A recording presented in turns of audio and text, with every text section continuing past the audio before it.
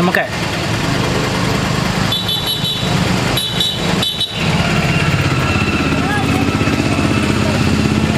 నెమ్మదిగానే చేయండి, పర్లేదు.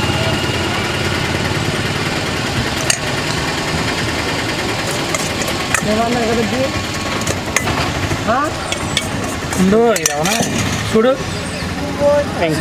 కొంచెం ఉల్లిపాయలు బాగా కనిపిస్తుంది. సెంటర్ చేయండి, ప్లేట్ సెంటర్ చేయండి. అది ఇలాగా జూమ్ చేసుకుంటాం. ఉల్లిపాయలు అయినా గుళ్ళు స్పూన్.